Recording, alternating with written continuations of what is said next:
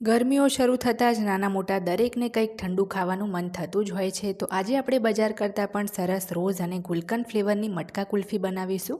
આ કુલ્ફી ઉનાળામાં પેટની બળતરા અને એસિડિટી દૂર કરી શરીરને ઠંડક તો આપશે જ, સાથે જ જો કોઈને મોઢામાં ચાંદા પડવાની કે પિમ્પલની સમસ્યા હોય તો એ પણ દૂર કરશે. અને ખાવામાં તો આ કુલ્ફી એટલી ટેસ્ટી છે કે તમે બજારની પણ ભૂલી જશો. તો ચાલો બનાવવાનું શરૂ કરીએ. તો એના માટે એક પેનમાં આપણે 4 કપ જેટલું ફૂલ ફેટ દૂધ લેવાનું છે. 800 ml જેટલું ફૂલ ફેટ એટલે કે મલાઈવાળું જે ભેંસનું દૂધ આવે એનો હું અહીંયા ઉપયોગ કરું છું, કારણ કે કુલ્ફી છે એટલે આમાં પતલું દૂધ નહીં ચાલે. બની શકે એટલું આપણે ફૂલ ફેટ દૂધ જ લેવાનું છે.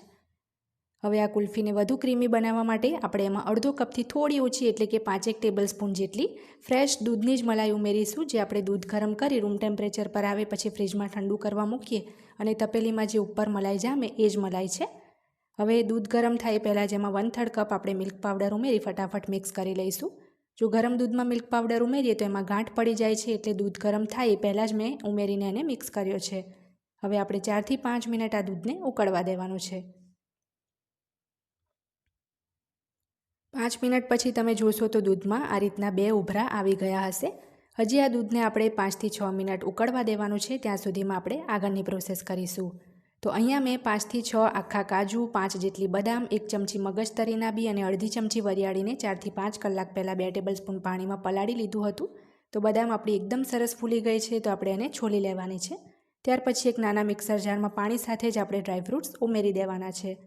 હવે અહીં મેં 4 ટેબલ સ્પૂન જેટલો ફ્રેશ ગુલકંદ લીધો છે. અમે ઇન્સ્ટન્ટ ગુલકંદ યુઝ કર્યો છે, જેની રેસીપી પણ ચેનલ પર મેં પહેલાં જ બતાવેલી છે. ડિસ્ક્રિપ્શન બોક્સમાં એની હું લિંક આપી દઈશ.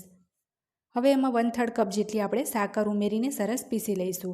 ખાંડ કરતાં ઉનાળામાં જો તમે સાકર યુઝ કરો તો એ શરીરને વધુ ઠંડક આપનારી ગણાય છે, એટલે બની શકે તો સાકરનો જ યુઝ કરવાનો.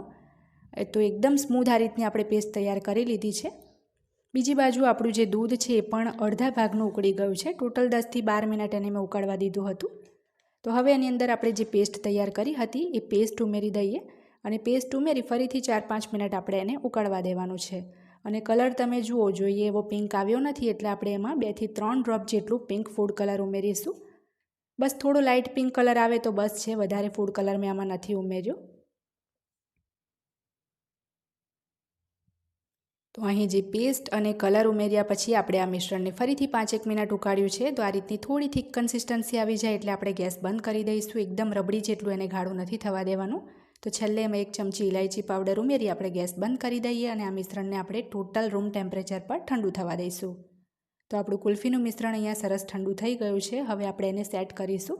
તો એના માટે આપણે જે ડિસ્પોઝેબલ કપ્સ આવે આ રીતના એનો યુઝ કરવાનો છે.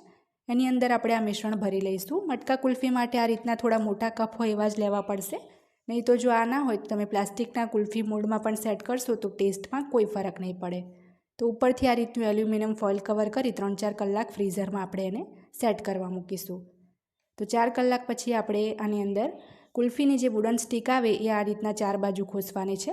થોડી કુલ્ફી સેટ થાય પછી જ આ સ્ટીક ખોસવાની છે. જો પહેલેથી આપણે એડ કરશું તો કુલ્ફી સ્ટીક બહાર આવી જશે.